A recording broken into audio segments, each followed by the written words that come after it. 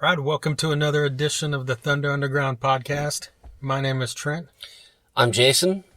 As usual, we're here to bring you a wide gamut of hard rock and heavy metal. Why not? And I think this week we've got our first guy from a band of this type of metal. Yeah.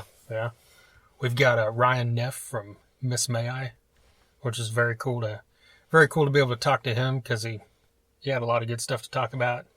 And they're a great band, and they're a younger band that's made a name for themselves. So before we get into that, we wanted to play a song for you. And that song is from a band called Downbreak out of North Carolina. And let's just get right into this. The song is called Darkened Destiny.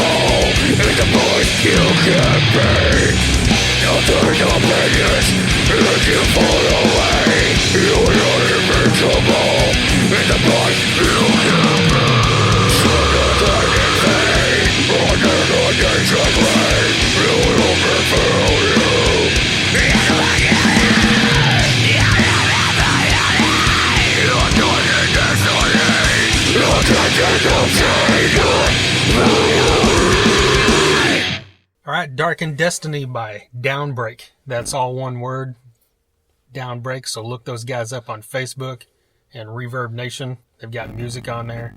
Good stuff. What do you think? Yeah, it's great, just brutal, sick, heavy shit. Facebook, just Downbreak, they'll pop right up. They're from Asheville, North Carolina. Say hey to Judah, the bass player.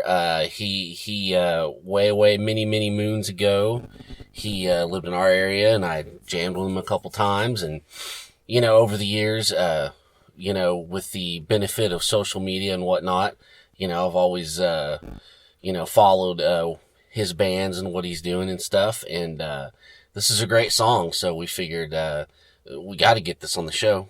Yeah, it's I like that it doesn't really tie itself to any one particular subgenre of metal. I mean, the guitars kind of have that, that standard kind of, Zakk Wylde, Old Machine Head type of sound to it, but then the vocals, have both a metalcore vibe at times and also a death metal at vibe, times. Which so it's kind great. I got that. Yeah. Yeah. I like that the vocals don't really fall into any one category. So that kind of makes it refreshing, I guess, to hear stuff like that. That's right. We're happy to bring it to you again. Facebook, just search Downbreak, pops right up, and give them a like and give them a listen. Definitely. And if you have a band that is independent and we could play your music, give us a shout. Send us an email, thethunderunderground@gmail.com, or email us on Facebook or whatever, and we'd be happy to play your song. Definitely. Send it our way. We love to listen to it. All right. Before we get into this talk with Ryan, we were pretty excited because this past week King Diamond was coming to Tulsa, actually for the first time in his career. Actually, I don't know if Merciful Fate ever played here, but I know King Diamond has never played here. Yeah.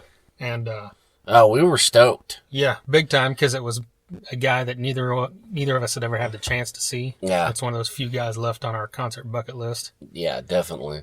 And it ended up being the first show that he's canceled, and as of, the time that we're recording this, he's now canceled like 3 other shows. Oh, he has? I just read he canceled Houston. And he canceled Dallas as well. Wow. Well, that's the worst. It kind of, anytime something gets canceled because someone's sick, you always immediately get that feeling like, I wonder if they just did that because they didn't sell enough tickets or something stupid. But the fact that they're canceling several shows in a row kind of proves that wrong. Yeah, definitely. King came down with acute laryngitis, and it just guess they did what they needed to do, and it's probably best. You don't want to do anything half cocked, and you don't want to do anything that'll make it worse. So hey, we'll hopefully we'll see him on down the line sometime soon. Well, yeah, and the thing is with that guy and a voice like that, you can't do it half cocked. Yo, you can't. Exactly. Yeah. It's not like some of these guys that could go out and just, tone it down a bit to, make it through a show and still sound good. But if King Diamond toned it down a bit, there would be no point. Yeah, exactly. Yeah, there's no toning it down with King Diamond, and that's why everyone loves him and loves his vocal style. So, I understand it definitely. But the cool thing is that one of the shows leading up to the Tulsa show, they played Minneapolis and Chicago. Yeah. And those shows were both recorded. Really? Professionally, like with a ton of cameras, and they're supposed to release a Blu-ray coming up early next year sometime. So that's definitely something to look forward to. Yeah, that's one to pop in, crack open some beers, and sit on the couch and check that one out for sure. Well, and speaking of concerts, Trivium just announced a short winter tour that they're starting in January, and they're coming our way, so we're excited about that. Oh, for sure. It's a short tour, and we're so glad they included a Tulsa stop. Yeah, and the great thing about this is, for at least you and I, is we've seen them several times, but it's always been opening for someone or at a festival. So this will be the first time we get to see a full headline set, and it's in a small club. So I'm really looking forward to that. Hopefully, if they come to your area, you can check them out as well. Yeah, it's gonna be right in your face. Yep. And well, we got. I guess do we want to talk about Scott Weiland before we get into this? Yeah, the news just broke today. As everybody probably knows by now, Scott Weiland has passed away, 48 years old. Pretty sad. Not really a shock, but still sad. The guy had quite a body of work in his career, and a ton of great songs. So it's a tragic deal. All that stuff, obviously with a guy like him, you first speculate that did he overdose or something, but yeah, I don't know. I figure it's probably one of those instances like, who am I thinking of that happened to? Probably Peter Steele. Yeah, Peter Steele, or the guy from Drowning Pool, where they were clean, but they just had cardiac arrest because of all the stuff they did in the past. So that's probably what the just issue gives was. Out, exactly. But we don't know for sure, right. And anyone that knows me I've made a habit over the years of running my mouth about talking crap about him, but that's just about what I saw from him as a person, and that was usually in interviews. Yeah. I wasn't a huge fan, but going back to his music, I loved all the STP stuff, especially the first 2 albums, and number 4 was great, and that first Velvet Revolver album's good. I wasn't really a fan of the second one, but like you said, there's tons of music there and everyone knows the guy was one of one of the premier frontmen of that whole era of music.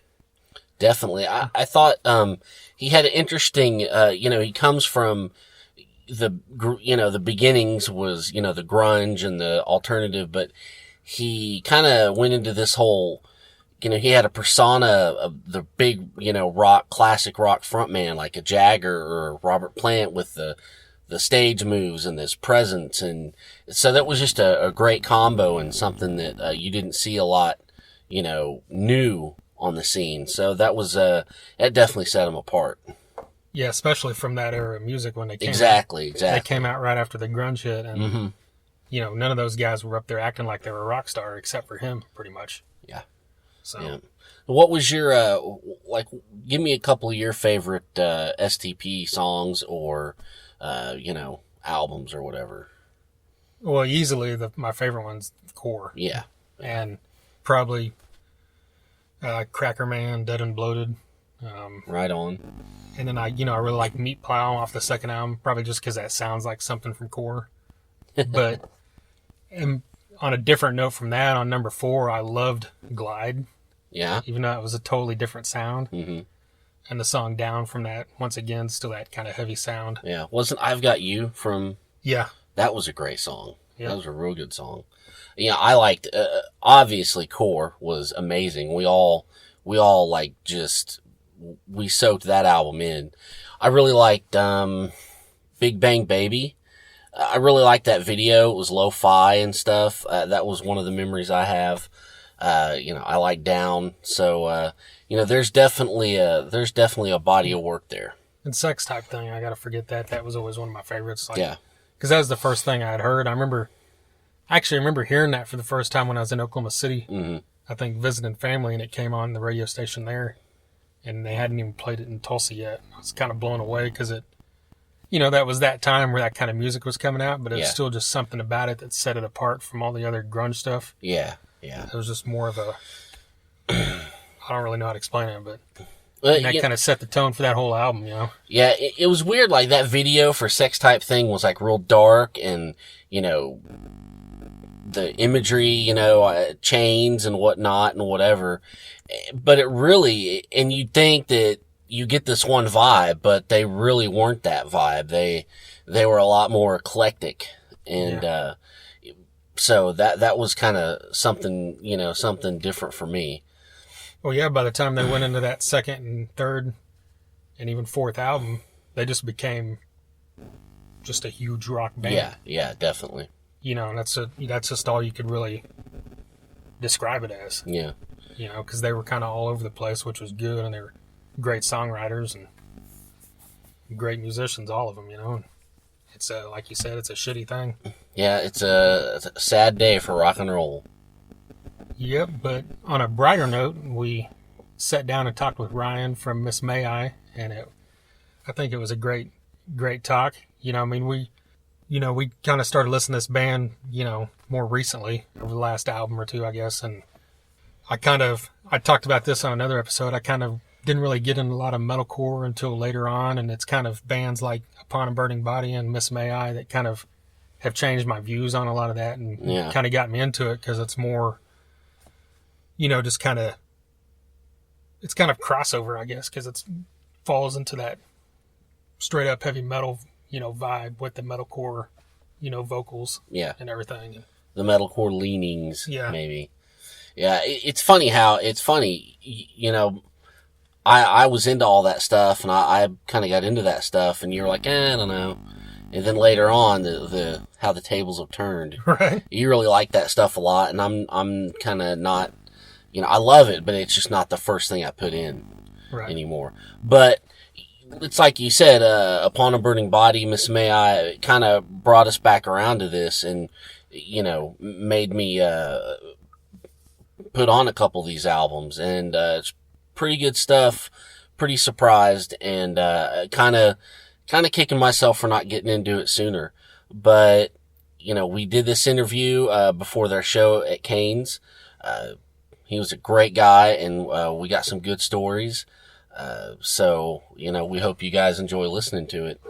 Yeah, and one of the things we talked about was how their sounds kind of evolved, you know, into a more, like we just talked about, where it's not just defined by that metalcore genre. Exactly. And it's kind of one of those things where a lot of bands can say, you know, oh, we matured over this album or this last couple years or something, but this band, you literally see it happening because they were all teenagers when their first album came out. Yeah. And now they're in their late 20s, so it's kind of, you actually saw the whole evolution, you know, right before your ears, basically. Exactly. But yeah, with all that being said, let's just get into this interview with Ryan.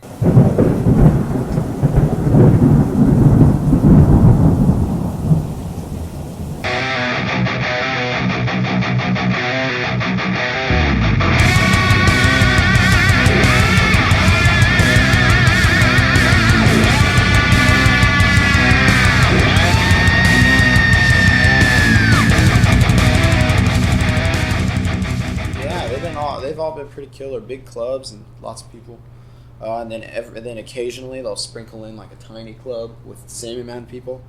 So it's been a pretty cool tour. We've got a lot of ground covered really fast because I think we only had 4 off days the whole tour, about one a week, sometimes one every like 2 weeks. So I think we got almost 40 shows in, something like that.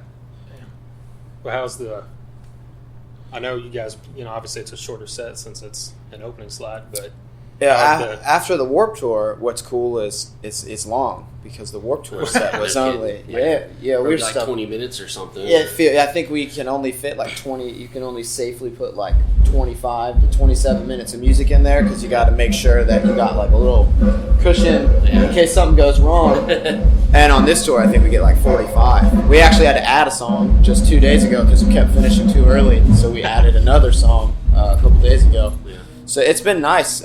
Still not that headlining length that we haven't had in a long time, but it's been better than lately, that's for sure. Okay. Yeah. Well, I noticed you guys putting a lot of Deathless in there, or just mixing. Yeah.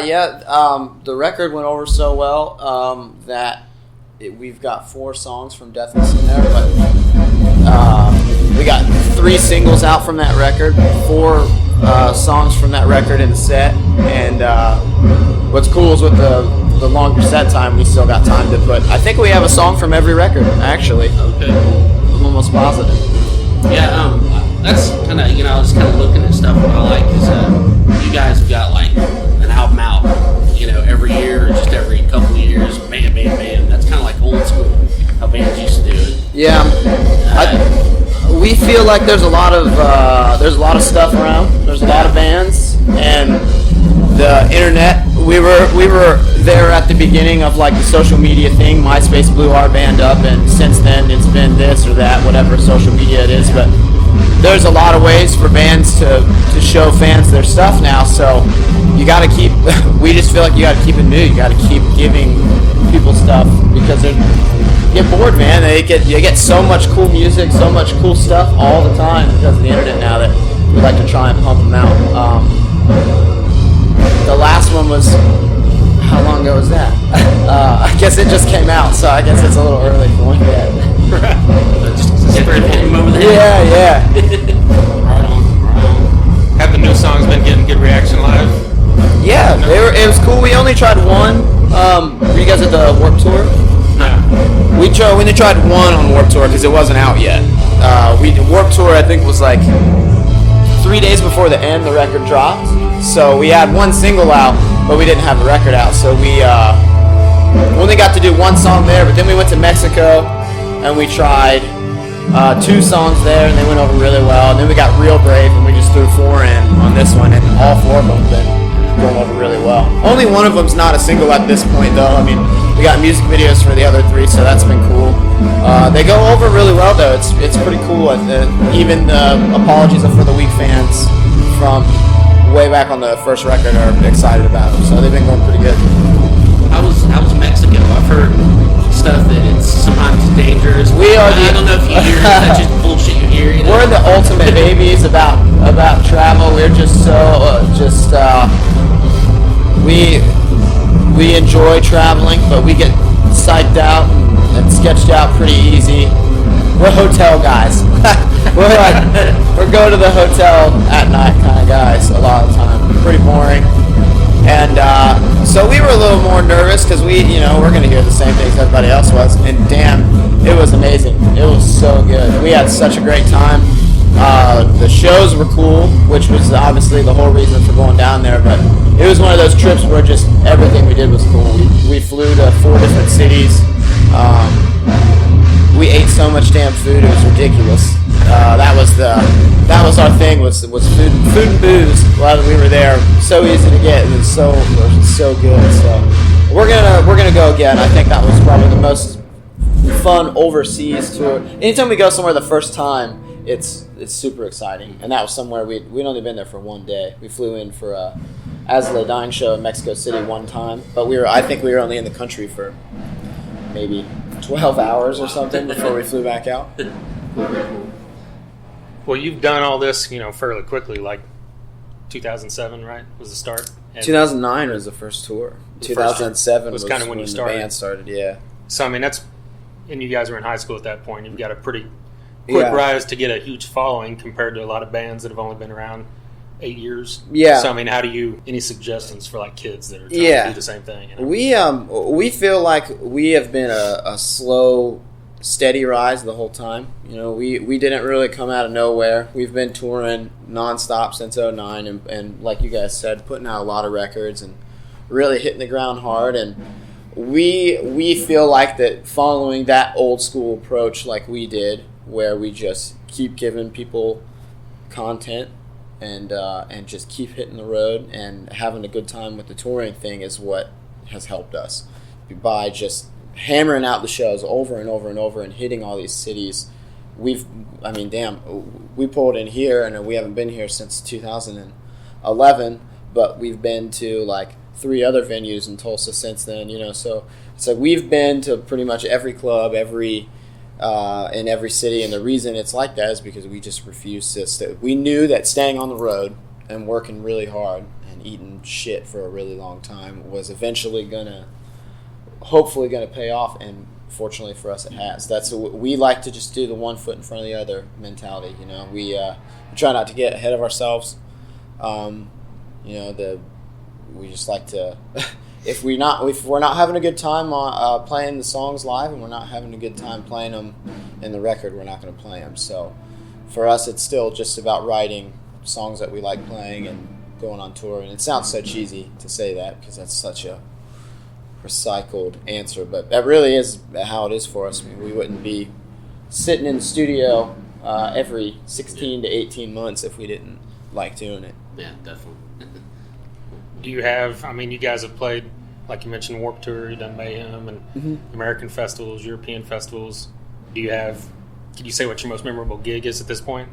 I think the 2 for me that are probably the craziest, I'll do 3. I think the American one would be, we did Rock on the Range in Columbus, which is where I live. And we actually just announced today we're doing that again this year. Right. And that is huge. To be Ohio guys and graduate to that level and get to play a show like that was pretty huge. I remember when we played just like the Newport there, and it was a big deal in the basement there, where I would go to see shows like Black Dahlia and stuff. And then as we graduated, got to bigger and bigger shows, and then finally up to Rock on the Range. That was a really crazy one for America. We did Knotfest in Japan, which was pretty amazing.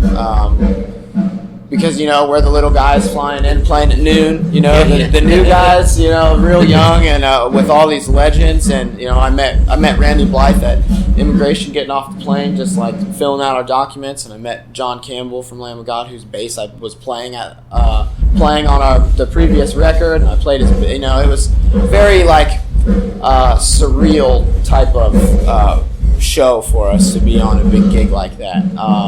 And we also got to open up the main stage at Download Festival in Donington, which was just crazy. It's the biggest stage. We actually didn't even have it. The stage was so big, and we were so used to playing small clubs over there that we didn't even have equipment that had strong enough wireless capacity to use the whole stage. Yeah. We had to get assistance from all the guys at the Sennheiser tent there that day to try and get the equipment borrowed and hooked up so that we could actually use our gear that was built, that we had purchased for small stages on this like gigantic rock star stage that we got. It had a catwalk, which I thought was hilarious. I'm not brave enough to do a catwalk as a bass player, but Levi was eating it up.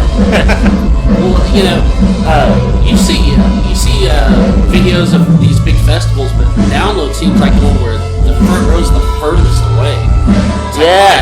It's got one of those. It's got one of those wild split barricades in the middle too, and they're weird. It's a completely different vibe when you play those kind of shows. But we've had we're very comfortable on the big stages now.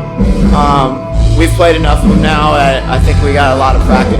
We totally treat our band like a little sport. Like when we can choose like the stages and stuff that we're playing, we feel like we got plenty of practice at the big stages, so we can perform well on those. But we cut our teeth on the small stages, and we still do the small stages everywhere we go here and there. So it is a totally different thing when you're looking out at the crowd like that, and it's probably a completely different thing when you're like the big dog on that show too, and you're the headliner, and you look out and it's like 9 or 10 in the evening, and everyone's still there, and you're like, I did this. My band did this. That's what I've always thought. You're one of those bands that can do rock and to do mayhem, and I don't know. I see sometimes it seems like people give those bands shit, but I just think that's the best of both worlds, and it's a great thing. We like both tours. Warped Tour, you'll hear us complaining our asses off at the end because it's hard work. We're sweating, we're pushing our own equipment, we're working really hard, but it's cool because it's like you are like tight on that tour with everybody because everybody's working their ass off. It's summer camp, like everybody says. It really is. I'm 27 years old. It still felt like I was like a 15-year-old at summer camp when we did it this last summer. And it's like that because, like I said, everybody's working their ass off. So everybody's got a nice appreciation for everybody going around. You're all relatively the same size, minus a couple bands that are just, really whooping ass that year. So it's really cool. And it's difficult because it's random draw. So you don't know when you're playing each day, so that's kind of crazy. And then we did Mayhem, and we really enjoyed that. It was a little bit older crowd, and that was scary for us because we had only done Warped Tour stuff up to that point. But we just kind of figure we write songs that sound like both sides because we listen to so many bands from both worlds. We're influenced by so many bands from both worlds, old, new, doesn't matter. And there are tons of bands and tons of our friends that are like that as well. And where I think it's really starting to, bands are really starting to cross over. Bands are getting the chance to do, Rock on the Range and like Rockville and Rocklahoma, those things are making it possible for bands to play with their, bands like us to play at the damn Heroes, that you would never get to see. Yeah, they'll have some classic rock band. I just saw today at the drive-in time. Yeah. Why the hell should Miss May I be able to say that we've done like 5 shows with Judas Priest, And it's like we can say that because those festivals are so fucking cool, man. And that's why there's so many people at them. Yeah. That they're just as cool to be performing as they are to be going. We didn't play Rock on the Range last year, so we were all just there hanging out every day. We're exactly the same as everybody going because the lineup is so damn cool that you're like, if I'm not playing a show, I am definitely going to be at that festival. That's for sure. Exactly. Well, yeah, I could tell your sound's kind of evolved a little since the first album. So it's like, was that a conscious thing to get to that point where you could cross to both sides? I think it goes back to what you were saying about the band starting when everybody was so young. They wrote Apologies for the Weak. I was in a death metal band at the time touring around while they did that record. I came back and it was done, and then we started touring on it. So they literally wrote a record. The other 4 guys wrote that record while in high school, driving back and forth from high school with that same. And I was only 2 years older than them, so I was already touring. So it was these high school kids, no influence from me on that one at all. And then I came back to that, and that was a really exciting record to play because it was the same music we were playing locally. So I was only touring for a few months before I came back and left with them. And that was a cool time because we were playing high school influenced music. What were you listening to in high school? What was I listening to in high school? That's why we sounded so spastic and crazy and quick on the first record. And then the second record, it just changed because everybody was getting older, getting influenced by different bands. Third record, same thing happened, but we had a different producer, so it turned us a little bit. Then we went to Terry Date, who did tons of old school records, and we were kind of in this old school vibe where we wanted to do a raw, old school sounding recording, and we did that with Terry when we did Rise of the Lion. And then we were like, well, that was cool, but we should probably do a really sick modern take of what we were going for. So then we wrote a really pissed off new one, and we went back to Joey. So I don't think we do it on purpose. It's just we don't do things the same every year. We just kind of, whatever is happening that year is happening, and everything's going to change the way that the record sounded. We even debated, we recorded the second record in a house with Joey. We even debated to get that magic from the second record if we could figure out if we could record the record in that house again, just to see if we could get that magic back. But we were like, there's no reason to do that. We're not trying to write that record again. We're trying to write a new record. So every time it's just a little bit different. Everybody's a little bit older. Everybody's closing in on their mid-20s to early 30s now, or I guess everybody's mid-20s. But as we're getting to different things are more important, different things are stressful, things that you didn't used to give a shit about, like your wisdom teeth are coming in, you got bills to pay. None of that was going on when we were like 18. It was like, damn, how are we going to get $5 to get McDonald's today? Like, I would love to eat while we're out here. That'd be cool. Nice. Well, you mentioned videos earlier, and you guys have quite a few videos. I was wondering, are you guys involved in the concept of them, or do you kind of leave that up to the director? Or? Yeah, we've got a really good relationship with Rise, and they're really cool with giving us a lot of really cool people to work with. And they recommended Max to us at the beginning of this record cycle when we were looking for somebody to do the new music videos with, and they said they had really good luck with him with a couple other people and liked the videos, and we sent him our ideas for the songs, and he sent us back, and we stuck out 3 videos with him in a row because we liked working with him so much. So it changes, just like you were talking about the music with the records. The music videos change with each record because we like to try and find new people. You see a little bit of repeating imagery going on with some stuff because it'll be us working with the same director here and there, which is fun, and it kind of gives like each record cycle its own look, like with the music videos. So this one was all 3 of them were Max Moore, and we did all of them in Kentucky, pretty close to home. We did 2 of them back to back once, and then the third one we did for Turn Back the Time. We did right before this tour, actually.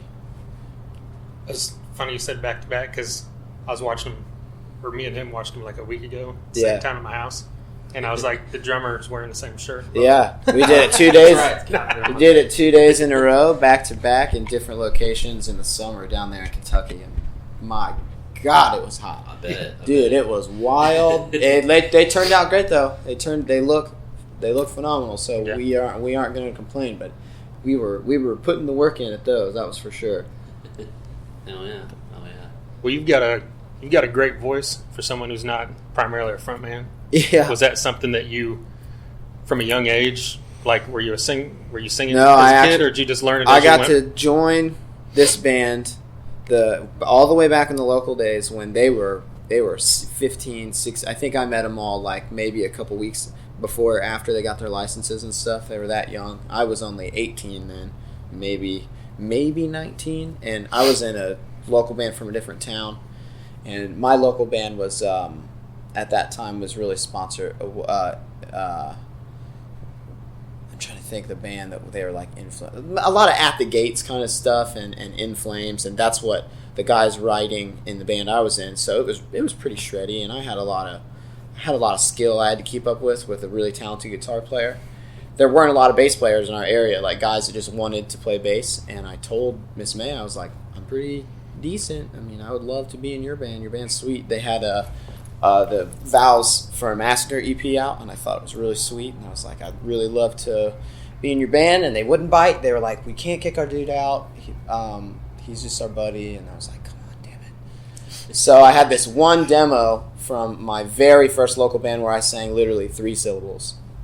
And that was all I ever had. But I did it with Joey Sturgis because my local band recorded with him like way back in '06. And that's what got me the slot, was that I could sing, that this one time in history, in the history of my existence, I had sang 3 syllables on this like demo from another local band. And they were like, okay, cool. So I really didn't do much singing, and then I did some demos with Miss Maya. But the funny thing is, a different guy did the singing on Apologies for the Week, and then I did all the touring. He left after like the second or third show of the touring. So I hopped in, and all of a sudden, the guy who had only sang like 3 or 4 syllables on a couple of songs now had a 10-song record that had singing on every song but one track. And I learned on the fly on tour. That's how I did it. I just messed up in front of people enough time, like. Messing up in front of people and knowing that was not fun is how I learned. I just kept going at it, kept hitting the road. Trial by fire. Yeah. Trial by fire is the way I've done it. And I credit all improvement in the last year to working with Joey on this last record, because we went back to Joey and I had improved drastically, because when I did my first record with him, I'd never sang on record really, and I had to do a whole record, 10 songs, very difficult for me to do. That was Monument, got it done, record turned out pretty well, and this time when I came back I was a lot more skilled. I knew a lot more about how to go about being professional in the studio and hitting my takes and that sort of thing. And with that knowledge, he saw that I probably was going to be able to do a little bit better, so he just, every time he had an idea that he thought was like pretty good that I thought I probably couldn't do, he was like, nope, you have to do it. Can you think of another way that it would sound that cool? And I'd be like, no, I can't. He'd be like, there you go, there's your answer, you have to do it. So he was a big driving force for Levi and myself. He was a big driving force on all the new stuff. Cool. Well, you got these workshops that you do. I mean, I know you're not doing it now, are you? Yeah. Like on the Warped Tour, you're doing the equipment workshop. Yeah, the equipment. Really cool, I think. The equipment one is fun for me. I've been working with Dark Glass. I've always been a bass guitar nerd, and I've been a bass guitar nerd of the genre that I'm most educated on and familiar with and a fan of, and it's like the active rock world and the heavy metal world, and the Dark Glass pedal that I'm using is used by so many awesome bass players, but there are a lot of kids who don't know about it, so I just decided to do kids always ask you what your tone is, and I'm not quite advanced enough in the new technology to switch to a Kemper on my own for my bass rig. So I was like, I'll just show these kids how I set up my exact rig. So I got a few of the pedals and just did a little workshop, showed them, did a demo of all the gear, and then at the end of the tour did a raffle and gave the pedals away to some people who bought tickets to the thing. I would love to do them on this tour, but it's really difficult to find space in these clubs with how many bands we got here and stuff. So I've been doing them online as well, which is pretty fun. I love it. I took lessons for years and years and years. I just did a thing in AP that came out this month that was all about that, and I always loved lessons. I thought they were really fun. I thought they were a really, really quick way to improve one-on-one, and I think it's really fun to have someone that you enjoy playing with bouncing compliments off of you. I think that makes you... It can suck playing an instrument sometimes, man. When you're trying to pick up a skill and you just are not getting it, and you're by yourself, and you're not, you're just practicing and you're getting frustrated. If you got a cool teacher, cool instructor that's with you, that's like, it's all good, man. You're gonna get this. You're gonna get this skill, and like 2 weeks from now, we're gonna be learning a skill harder than this, and you're gonna be laughing at the fact that you couldn't play this particular thing that you're struggling with right now. Yeah, I think that's cool that guys like yourself are doing that. I mean, I know when I come up take guitar lessons, you had some old crusty dude. Yeah, and it's it would have been nice to have somebody that knew what I wanted and what I liked, instead of the generation before the generation before the generation. So that's really cool. I think the social media stuff's making it cool too, that you almost don't even have to It doesn't even have to be instrument related a lot of the time with the cool chats you can do online and stuff. There's a lot of people who just want to know, like, just a little peek at the ins and outs of, like, maybe how a show is put together or how things work behind the scenes with the equipment or, like, scheduling, and there's all these cool ways that you can have these open fan chats now. Levi does these awesome ones on this tour with fans where they're basically just big discussion pieces where fans can just drill him with any question that is related to their band that they're working with, and he can give an honest answer from our experience. And it's cool. There wasn't even anything like that when I came up, and that was only like 6 years ago. You would never be able to do that. But with that close contact and constant contact with fans all the time, it can create for some stressful moments here and there. But I think overall the lesson thing for me has been a blast. It's a little difficult on Warped Tour because we were talking about you're sweating your ass off out there under that tent. Yeah. Those TEI guys and gals on Warped were working their asses off, man. Rain or shine, dry or mud, flooding, didn't matter. They were out there every day getting that stuff sorted for us. Oh, yeah. Do you actually do one-on-one lessons at all? Mm-hmm. You do? Okay. Yeah. I've got about 3 or 4 guys that I consistently work with during the off time. It's pretty hard right now to do it on the road. It's so expensive to stream that sort of thing, but it's pretty fun. It's cool. I like starting with somebody, and it's fun to teach them a song that I wrote the parts for, and see what they thought the parts were, and then teach them how I did it. And then some, and a lot of the time you're like, that was a good idea. I should have done that. That's pretty cool. Good job. Yeah, it's really fun. I really enjoy going about that. I think I'd like to do some of the vocal instruction stuff too, but I don't quite have the balls for that yet. So another day, another time. Yeah. Well, I noticed you're a big NASCAR Indy fan. Like, who are your favorite drivers? Or Sprint or next to whatever the hell their ownership is right now. Sprint right now, yeah. In Sprint Cup, I'm a big Matt Kenseth fan. I was stoked that he wrecked Joey Logano. I thought that was badass.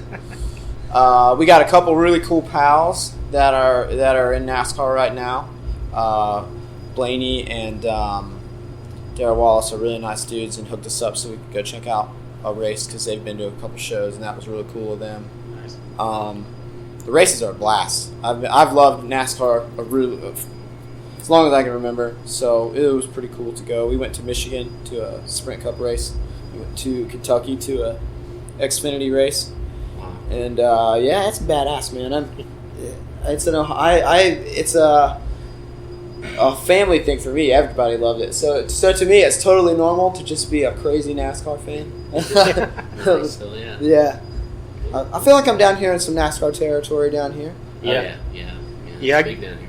I grew up never into it, but my girlfriend's kind of slowly pushed me into it. Yeah. She's a big fan of it. It's sick, man. I love it. It's a passionate group of people. Definitely. They get riled up, that's for sure. I think we got it. We appreciate your time. Yeah, Thanks for doing this, guys. for sure. There you go, Ryan, the bass player and clean vocalist for Miss May I. There you go. Once again, thanks to Ryan. He was a great guy. Awesome to talk to. So, couldn't have asked for better. Yes.